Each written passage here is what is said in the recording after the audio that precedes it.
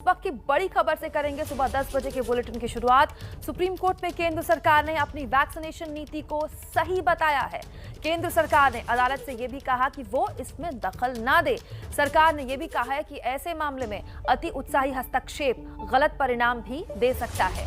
केंद्र ने कहा है कि देश अभूतपूर्व गंभीर संकट और महामारी से जूझ रहा है। ऐसे में सरकार के प्रशासकीय अमले को जनहित में नीति तय करने का विशेष अधिकार दिया जाना चाहिए।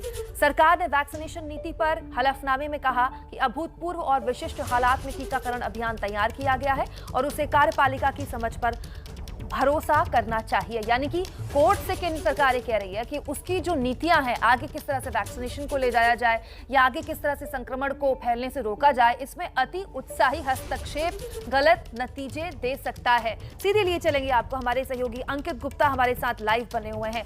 सरकार ने यह भी कहा है अंकित कि टीके की सीमित उपलब्धता और दूसरे कारणों से भी टीकाकरण अभी संभव नहीं है उतने बड़े पैमाने में जितने में सुप्रीम कोर्ट मान रहा है। लेकिन महत्वपूर्ण यह कहना सरकार का कि अति उत्साह कहीं मुश्किल ना पैदा कर दे।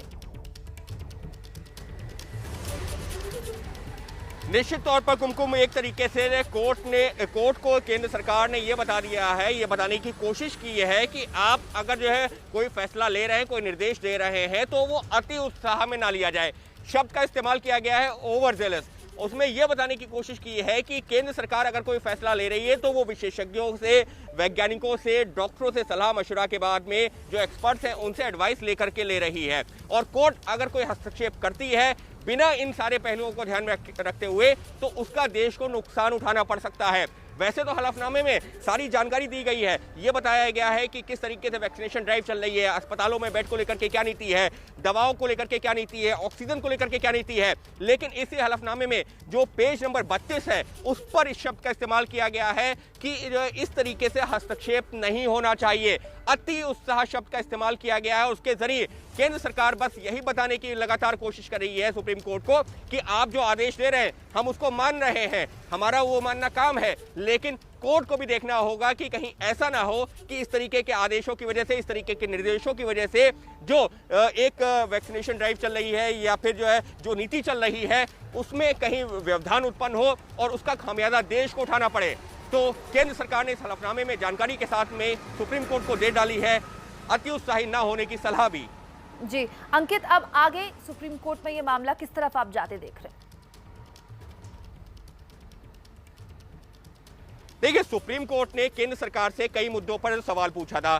ऑक्सीजन को लेकर के एक टास्क फोर्स बना दी। रही बात जो बेडों की कमी को लेकर के और बेडों की उपलब्धता को लेकर के, उसको लेकर के जो है केंद्र सरकार से सवाल पूछा था कि क्या नीति है, क्योंकि ये सिर्फ एक राज्य का मामला तो है नहीं, ये देश भर के अलग अलग राज्यों का मामला है। लिहाजा उसको लेकर के राष्ट्रीय नीति क्या है, क्योंकि सुप्रीम कोर्ट में जो सुनवाई चल रही है वो राष्ट्रीय नीति को लेकर के हो रही है। और बाकी जो अलग अलग राज्य की हाई कोर्ट्स हैं उनमें जो स्थानीय मुद्दे हैं, जैसे कि दिल्ली हाई कोर्ट का उदाहरण दूं तो यहाँ दिल्ली के अस्पतालों में क्या हाल है, ऑक्सीजन की क्या हालत है, उन सब मुद्दों पर अलग अलग हाई कोर्ट में चल रही है। तो राष्ट्रीय नीति को लेकर के केंद्र सरकार ने कोर्ट को बताया है कि बेड्स को लेकर के क्या है, दवाओं की जो है कालाबाजारी और जमाखोरी को लेकर के क्या है, और उसी दौरान कोर्ट को दी है ये अति उत्साह न होने की सलाह भी।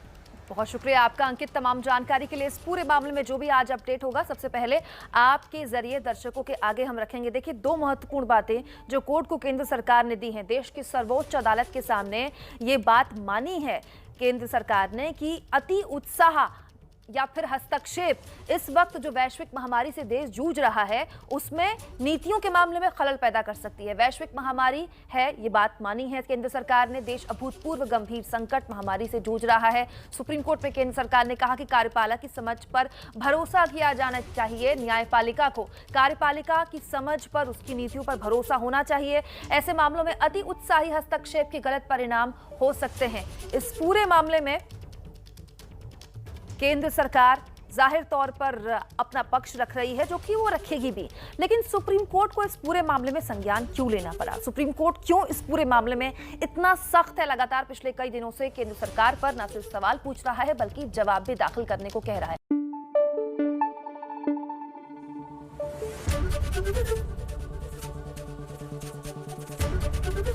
एबीपी न्यूज आपको रखे आगे।